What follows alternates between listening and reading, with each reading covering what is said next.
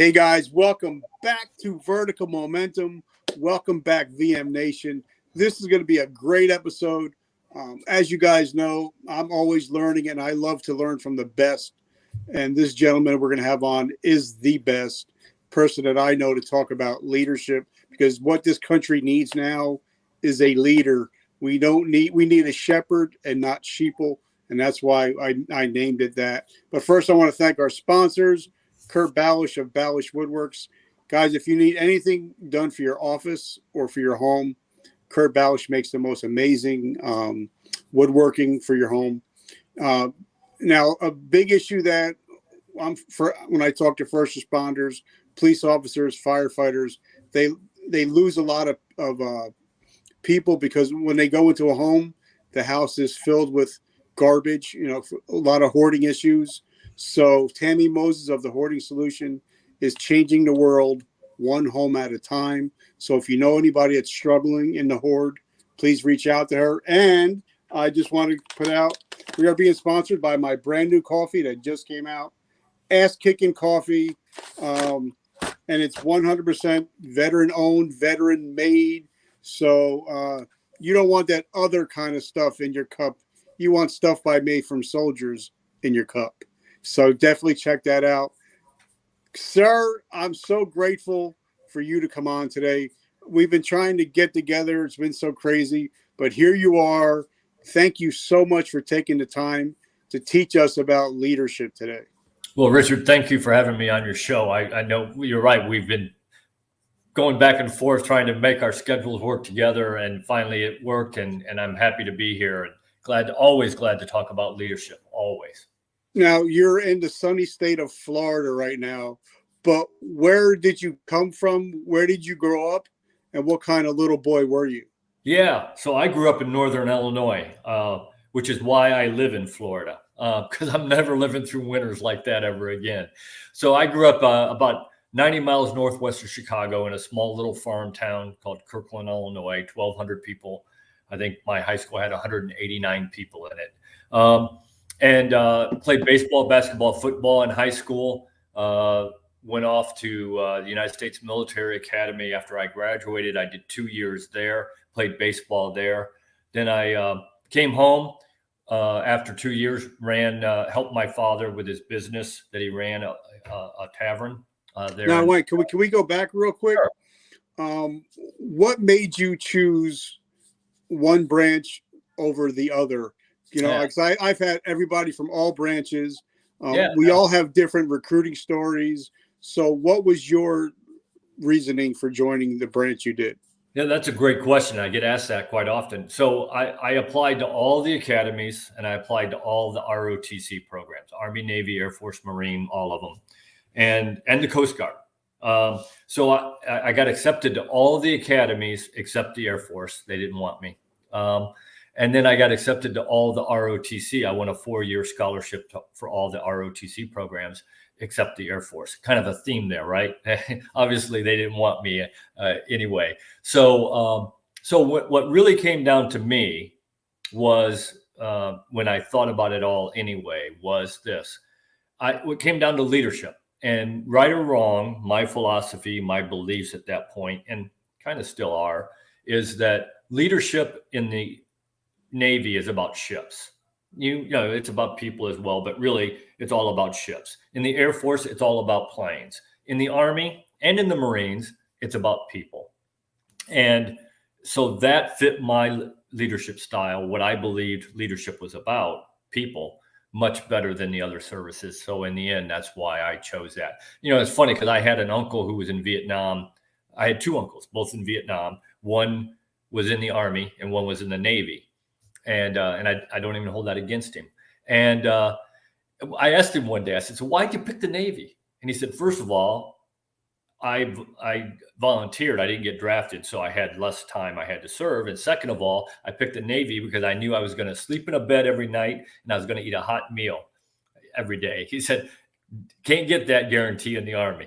So that's why he picked that. But that's why I picked the Army over the other services. But now you did a couple years ROTC. Yes. But now you're also helping out your father and the business. Right. So because this is also going to be a business podcast. We're going to be talking about that later.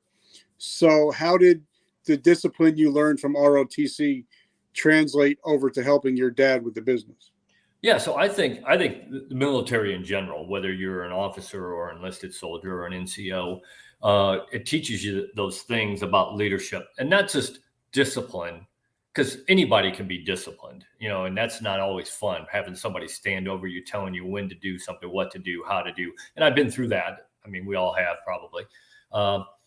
But especially at the officer and senior NCO level, I think that you start learning and developing that self-discipline that is so important to be successful in life.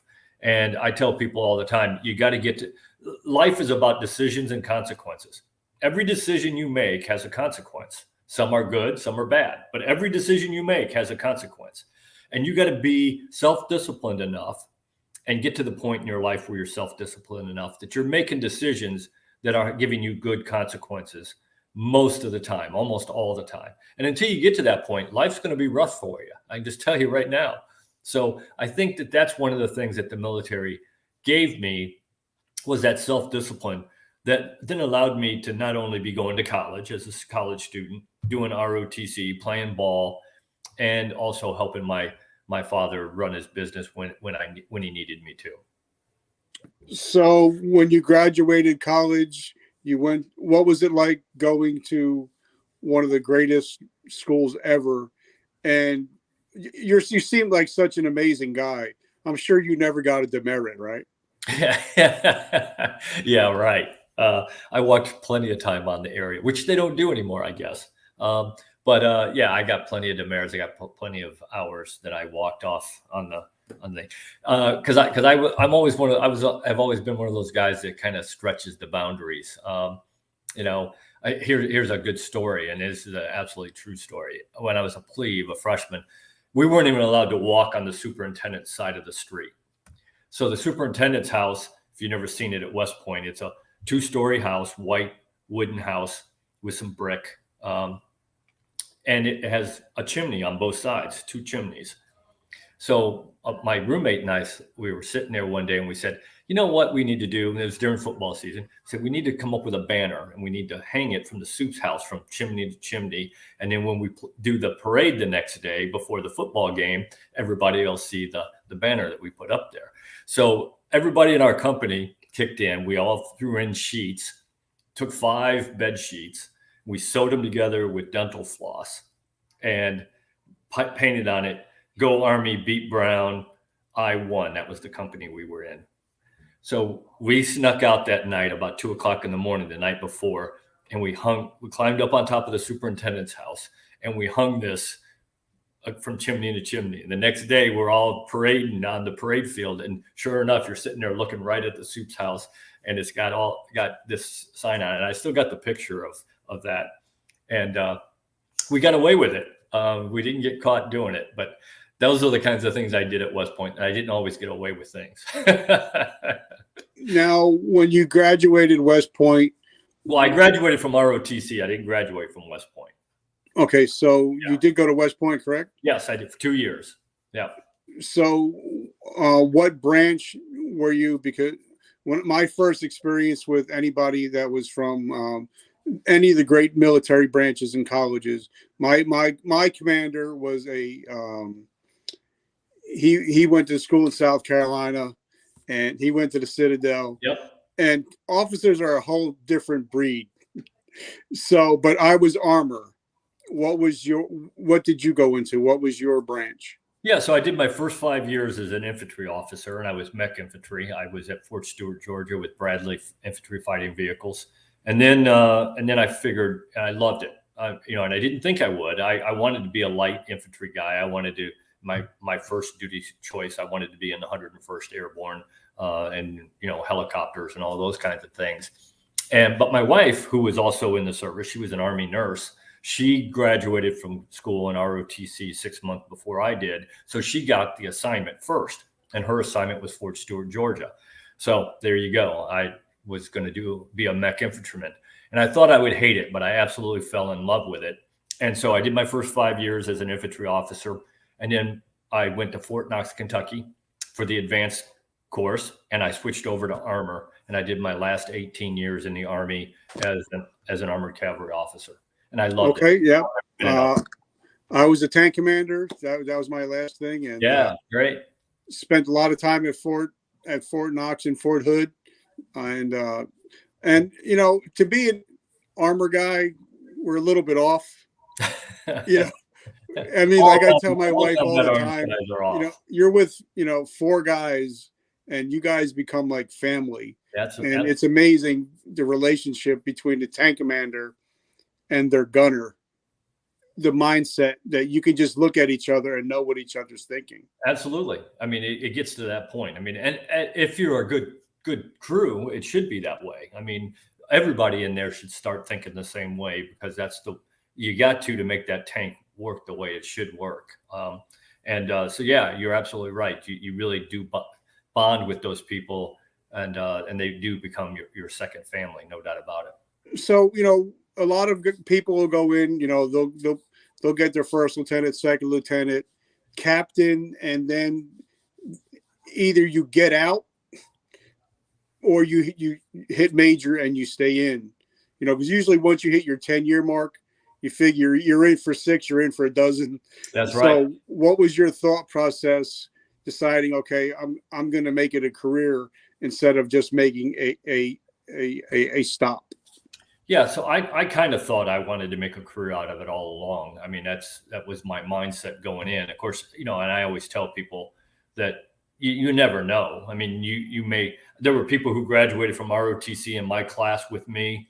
We had 33 people who graduated from Northern Illinois University, ROTC, when I did, and got their commission. And there were people who said, I'm going to make a career out of it, who got out after their initial tour. And there were people who said, I'm getting out as soon as I can, who retired the same time I did.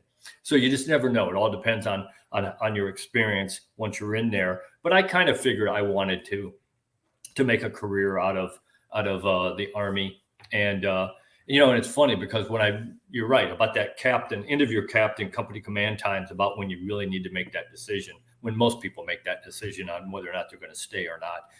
And it's funny because that's when you become really marketable in the civilian world, because you've had that first job where you've really been in charge of a lot of people and a lot of stuff and a lot of money, you know, because my second company command, I was headquarters company for a separate armor brigade.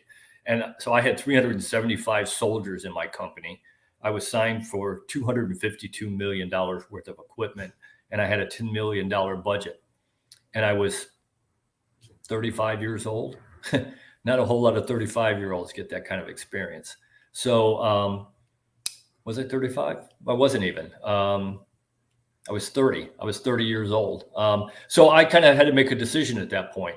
And you know, at that point, all the Fortune 500 companies are trying to snatch up as many of the junior officers as they can, because as one of them told me, I had a headhunter come and talk to me, even though I had no interest in leaving.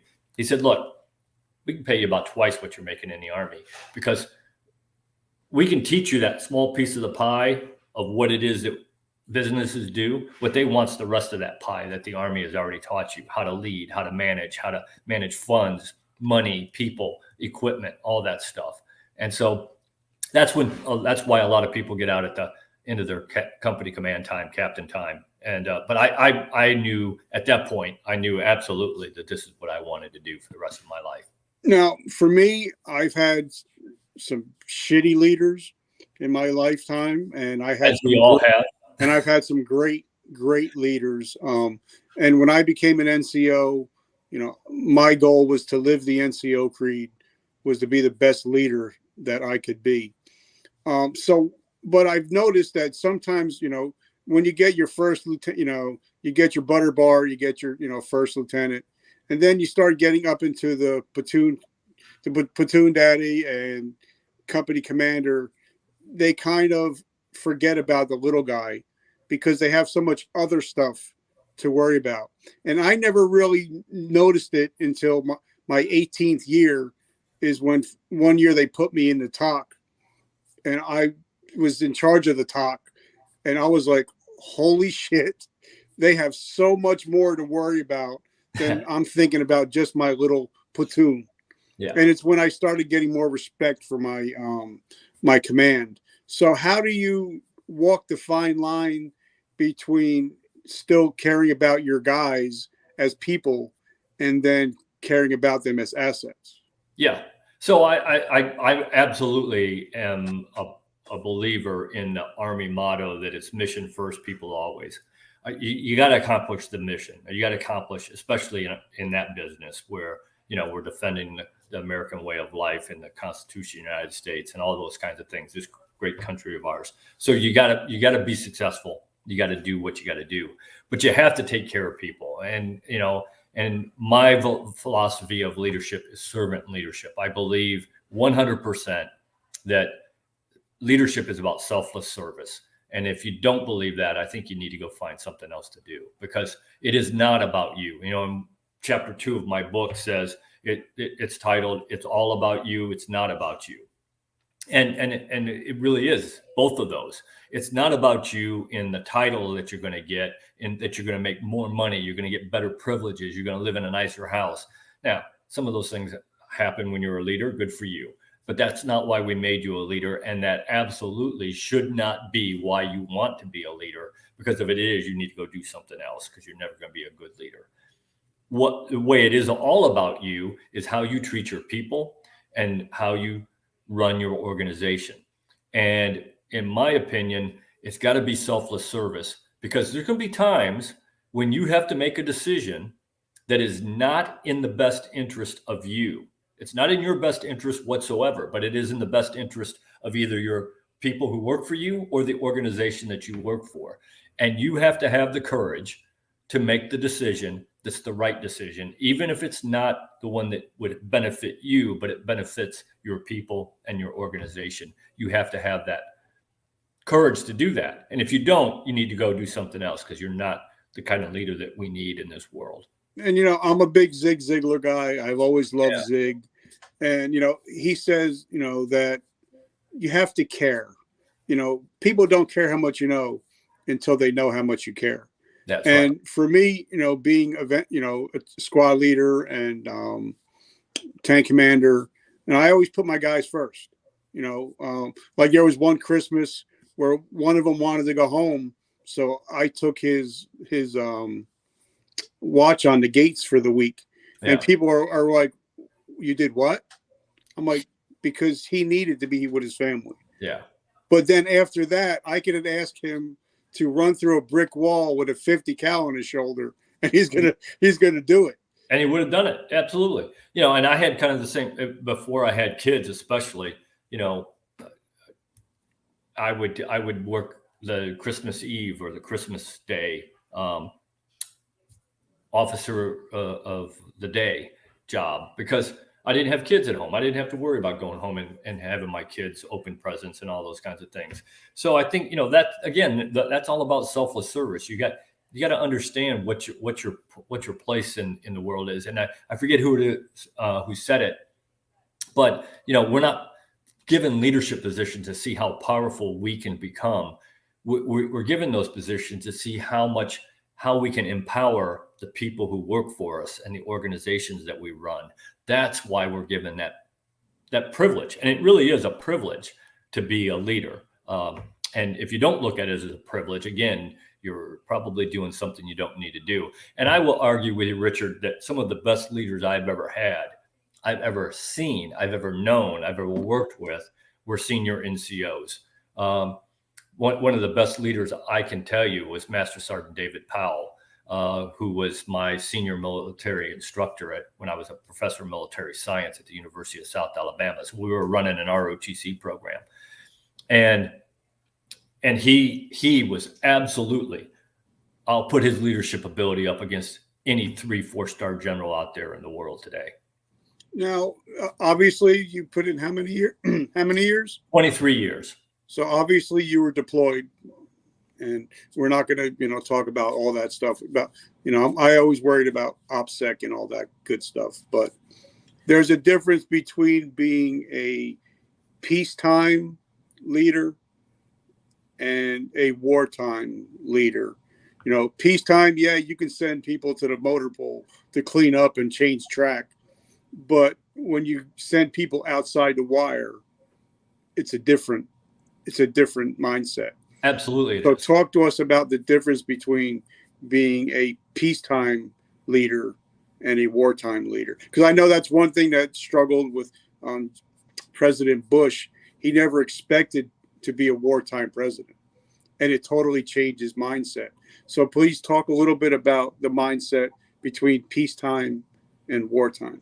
Yeah, so I think a lot of the concept is the same, in that I believe that peacetime, wartime, whichever, you as the leader, when possible, because like you said, you got a lot of things on your table, you got a lot of things going on, but when possible, you should be where your soldiers are, your people are, and I tried to do that as much as possible, even whether deployed or in peacetime down at the motor pool. If my soldiers were in the motor pool, my place of duty was in the motor pool as much as I could do that.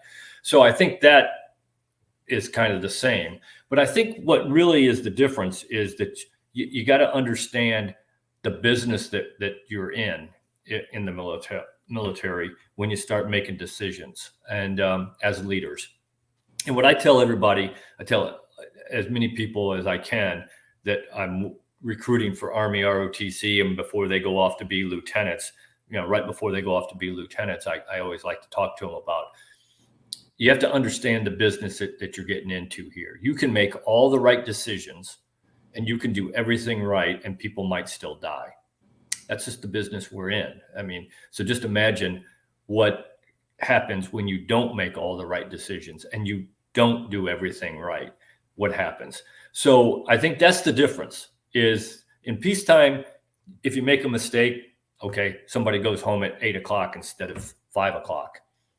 Wartime, if you make a lot of mistakes or some big mistakes, the person goes home, but in a body bag, not on the plane with you when you go home. So now you did over 20 years, and I've had over now 380 interviews, and a lot of times people don't do the whole 20, but even if they do, like when we're in the military, we just look down at our chest. We know what rank we are. We know our name. And then when you step off, like my friend Sergeant Nick Valentine says, when you step off base, the military does not give a shit about you. And now you don't have the camaraderie. A lot of times you don't have a mission. And a lot of times you don't have a paycheck. Yeah. And you get out and you feel like you're on an island by yourself. What was your transitioning like? I'm sure but you even planned your transitioning out. But what was it like when you transitioned?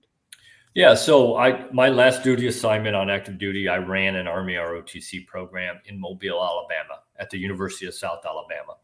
So so during my 3 years there, my wife and I, we had decided based on a number of different things that it was time for me to move on and do something else in life besides the Army.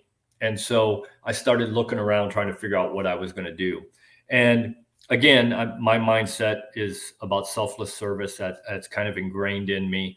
So I really didn't have an interest in going out and working for a Fortune 500 company and get back into the rat race and worried about, raises and promotions and all those. It just didn't interest me whatsoever. So there was a food bank there in Mobile run by a retired colonel, and he was looking to retire from that. And so he talked to me one day and said, look, I'd like to bring you on as the associate director, and we'll kind of groom you and train you. And in a couple of years, in a year is what he said, in a year, then I'll step down and you'll take over as the director of the food bank. And so I knew nothing about a food bank except that it had food in it. That's about the only thing I knew about a food bank. But I knew it was about selfless service, and I was very willing to do that. And then it went past the year mark and whatever. And so he really decided maybe he didn't want to retire right then. So they asked me to come do recruiting for Army ROTC here in the Florida area at one of the universities. And although it was tough to come to Central Florida, because but somebody has to do it. I took one for the team, and I said, "Yep, I'll come there." And so I've been doing that for 11 years now, and I absolutely love it. I mean, so I'm kind of back into this. I'm still in the service, giving selfless service, working for the government and government service type stuff. Back in the Army somewhat. I'm in the Army environment. I'm not in the Army. They can't deploy me somewhere, but I'm still in that environment. And like you said, the esprit de corps and all those things that you have in the Army. And so I was lucky in my transition that I kind of had a good one at the food bank, and then I have a good one now. And then, and now I've written a book and doing speaking engagements. And at some point I'll transition out of the recruiting for Army ROTC and try to do that for a little while. Now, I've had some great people on my show, General Petraeus, Lieutenant Colonel Five Coat. And we talk a lot about the transitioning because, we're losing a lot of veterans to suicide. Yeah. Struggling. We gotta fix that. I mean, that's so if there's a 45-year-old guy right now out there, we'll call him Craig. He's a father of 3. He's getting ready to retire out of the military. Where does he go? Because there's not many job openings that are looking for tank commanders.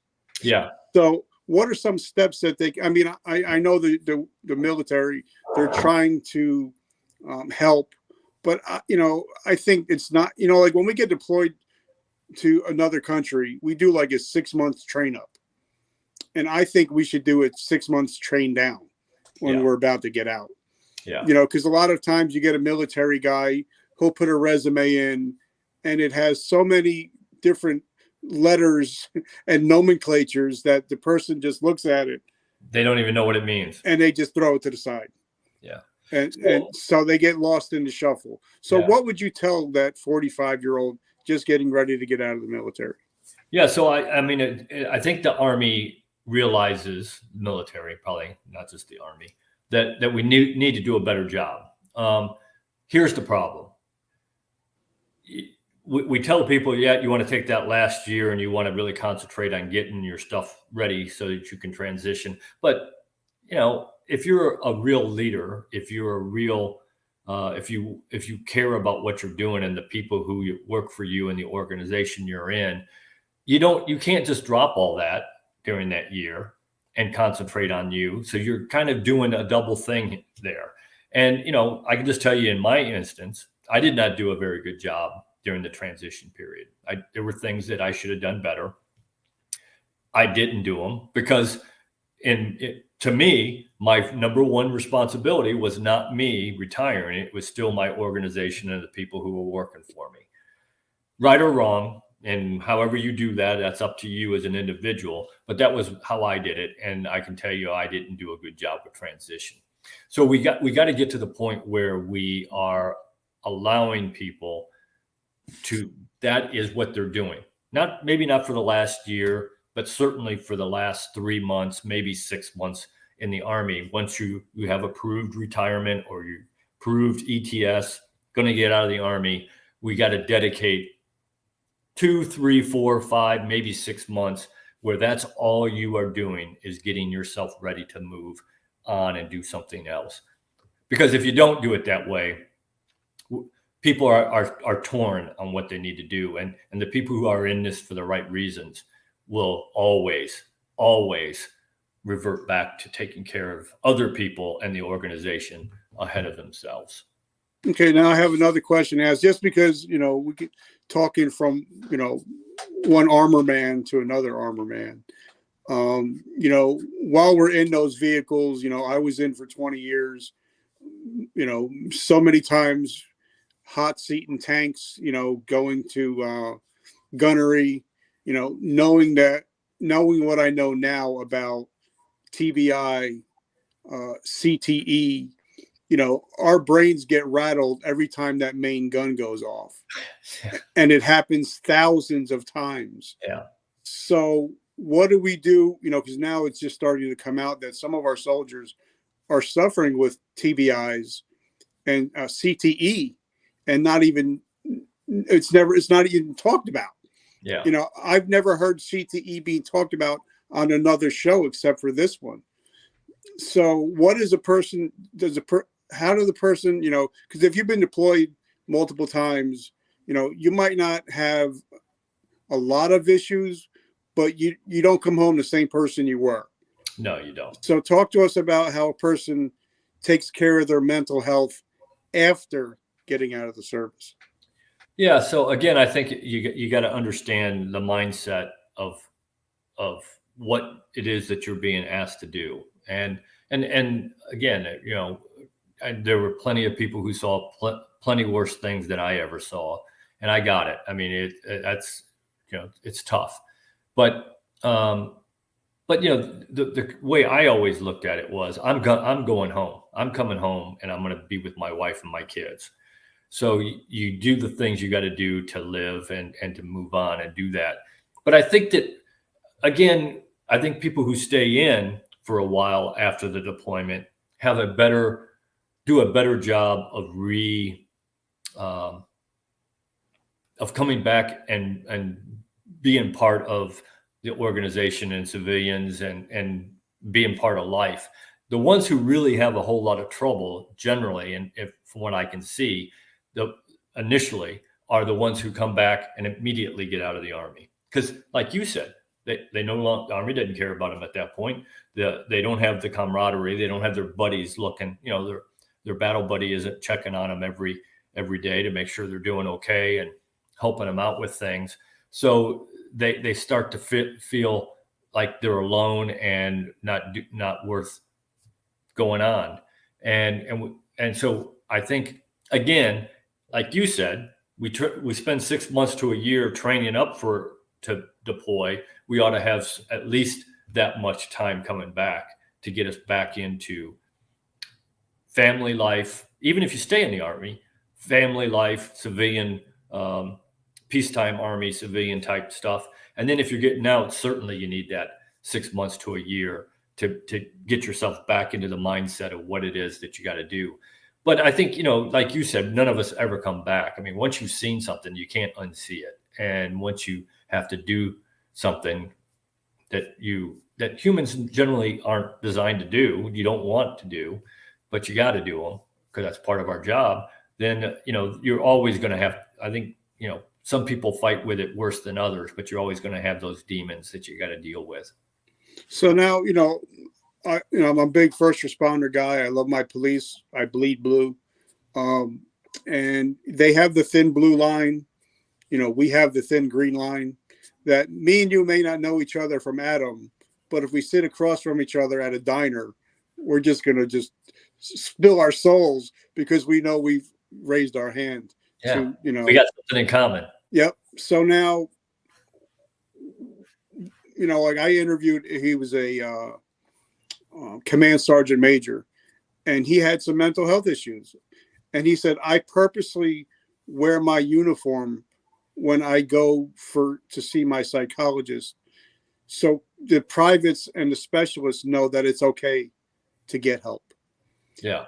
What are your thoughts on, the upper echelon, because it used to be known that, if you were seeing a shrink or a psychologist, you were they worried about you. You were kind of picked on, but it's not that way anymore. So what are your thoughts on leadership and letting the enlisted people know that it's okay to get help? Yeah, I think we absolutely have to break that stereotype that if you need help with your mental abilities or your mental status, that it's a detriment to your career. We got to fix that because that's what causes the problems. A lot of the problems can be solved or at least managed or helped. But to do that, you got to have some help.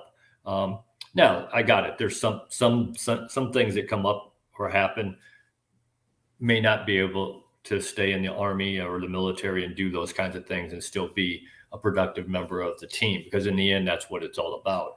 But for most people, I think seeing somebody, if they need to, can help them get back to being a productive member of the team and going on with their career if that's what they want to do.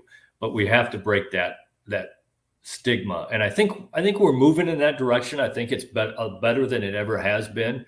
But there are still, I think there's still room that we need to improve on. So talk to us, because now we're starting to wind down. Tell us about your book, why you wrote it. And like when I wrote my book, it was very cathartic. Even though it ripped open a lot of wounds that I had to heal and talk to a lot of people and ask for a lot of forgiveness. What was it like writing your book? And talk to us a little bit about it. Yeah. So people ask me all the time, so why'd you write the book? And I always tell them, I wrote the book because when I was a professor of military science, I was going around talking to high school students and college students and a few local businesses and things like that. And I would ask certainly the high school and college students, so what do you want to do in life? What do you want to be? And a lot of them would say, well, I want to be the leader. I want to lead things. And I said, oh, that's great. We need more leaders. What does that mean? What does it take? What does it take to be a leader? And I'd get that deer in the headlights look. They had no idea what it meant. So I put together a presentation, and I've been giving that presentation since about 2006. I've probably given it thousands of times. Could probably do it in my sleep and probably have a few times if you ask my wife. And so I've been doing it all along. And now I'm to the point where I said, at this point in my life, my passion really is to talk to as many young men and women and people as I can about leadership. And so I knew if I wanted to reach more people, I had to do two things. I had to write a book. So I wrote the book. I've always kind of wanted to write it anyway, but that was kind of, I knew I had to do that. And then I wanted to get out on speaking engagements and go talk on the circuit and talk to as many people as I could. And we all know if you want to be on the speaking engagements, the circuit there, you got to have a book. Because, if you don't have a book, you're not an expert, right, Richard? At least that's what they tell us. We all know that's not true. But that's what, so I knew I had to write the book. And I knew I wanted to get on the speaking engagement. And I wrote it for really two groups of people. I wrote it for young men and women, aspiring leaders, whether they're in high school, college, or junior leaders in a company, like that captain who gets out of the Army and now is a junior leader. To kind of explain to them what it means to be a leader and what's required to be a good leader, in my opinion, a servant leader. But I also wrote it for old men like us. And I've had people like us who have been leaders for 20, 30, 40 years, who said to me, Oak, I didn't learn a whole lot of new things from your book. I learned a few new techniques maybe here and there. But what I really did, what I got out of your book, was I was reading it and I saw something. I said to myself, I used to really do that well. And I don't do that so well anymore. Maybe I need to get back, dedicate some time to get back to doing that like I used to do it. And I think that's all of us. I always tell people, look, leadership is a destination. It is not a journey. I mean, it's a journey. It's not a destination. You don't get to the point where you are now the leader and you can't learn anything else. Nobody ever gets to that point. If you ever think you got to that point, you need to go do something else, because I promise you, you can always learn something else. Now, one thing that I got your book, and I've read it twice, by the way. Well, thank you.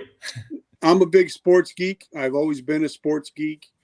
And when I interview athletes, and I always ask them, I said, who's the best leader on your team? It was never the quarterback. It was never the running back. It was some guy you'd never heard of. Yeah. But they were the heart and soul of the team. Yeah. And, I think sometimes, the greatest leaders, they say they talk quietly, but carry a big stick.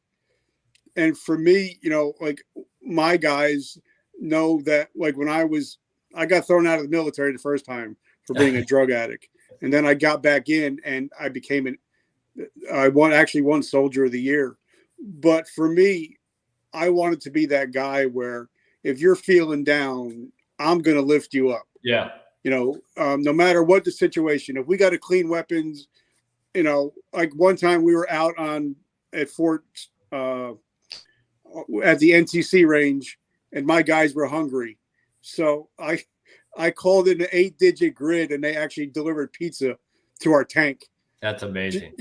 But I think that's the kind of leadership we need, to where your guys know, listen, if we're having a bad day, it's okay. Yeah. going to make it. Yeah. Kaufman says it's okay. Oak says it's going to be okay. And I think part of that, Richard, is, going back to, if you're with your soldiers or your team, let's take it to the civilian world. If you're with your team, the people on your team that's in your organization, if you are spending time with them and getting to know them, and they get to know you, so they know that you care about them. And I always tell people, one of the best leaders I ever had when I was a captain, he was a lieutenant colonel, and he actually cared. And you read the book, the guy who would always ask questions and stop and talk to you. That's the key to being a good leader and to helping the people on your team, is they have to believe that you care about them. And if they do, then they're willing to do whatever you ask them to do. And then you can help them if they really believe that you care about them, and then you really do care about them, then you can help them through whatever it is they're going through. So now for the last couple of minutes, we're just going to talk about business a little bit.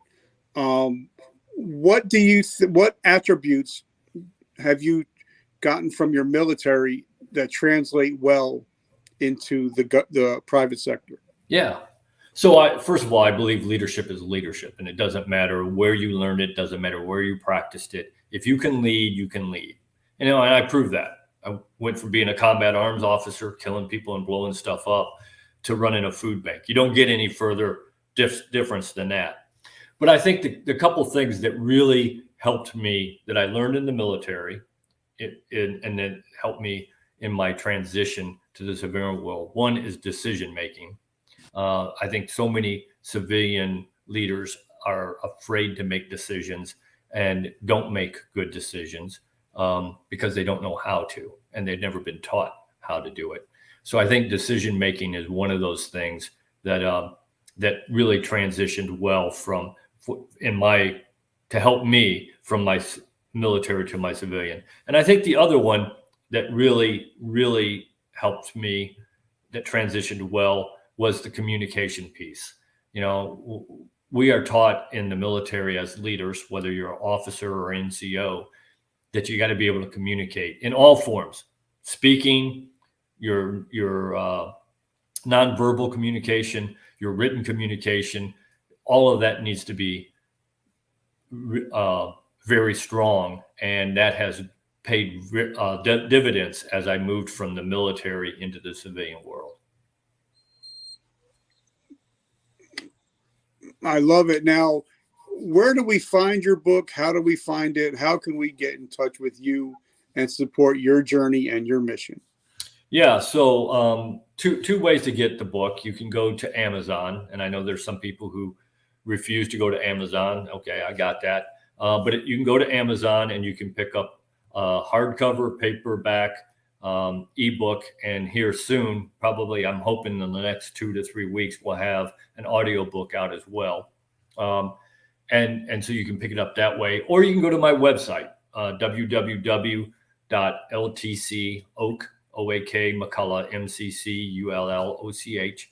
And on there, you can go to a link that will take you to, so you can buy the book from me if you want to. And if you buy it that way, then you get a signed copy as well. And then you can also subscribe to the website. And if you want me to come speak at one of your engagements, a conference or a training event or a seminar or whatever it is that you want me to do, then you can, we can start talking there, because it's got my phone number, my email, all of that is on the website. Well, as you know, I always respect you, especially, for me, I love my armor guys. So I'm going to call you sir, but hopefully one day I can actually call you Oak and not feel like I'm disrespecting you whatsoever. You can call me Oak anytime you want, Richard. I just want to say thank you for coming on. It's been truly amazing. As you guys have been reading the notes, Tammy Moses, she's a sponsor of the show. She's actually has the hoarding solution. She actually wrote a couple comments about she's trying to make me blush, I guess. But so I want to thank Tammy. I also want to thank Kurt Balish of Balish Woodworks. Thank you for what you do. And like I said, if anybody's looking for some ass-kicking coffee, now when people say, well, why are you pushing your coffee? I don't make a penny off of this. The money that my proceeds go to help veterans that are struggling with mental health issues and also homelessness issues. So my proceeds go to Project Die Hard 22. So that's why I'm promoting the coffee, because it's kicks ass, but also it's also saving lives. Yeah. So I don't want to ever let anybody think that I'm doing anything for me. You know what I mean? Good job, Richard. Sir, thank you so much. Have an amazing week. And like I said, this is going to go out in another 8 weeks. It's going to go out to up to 1.4 million veterans. And it's going to be on 10 different platforms. You're going to be on TikTok and you probably don't even know it, but you're going to be all over TikTok. So I just want to say thank you, sir. And guys, definitely check out his book. I read it twice. Check out his website, Vertical Momentum. I love you guys. And just remember, vertical momentum, the only way to go is up. Love you guys. Thanks, Richard. Appreciate it.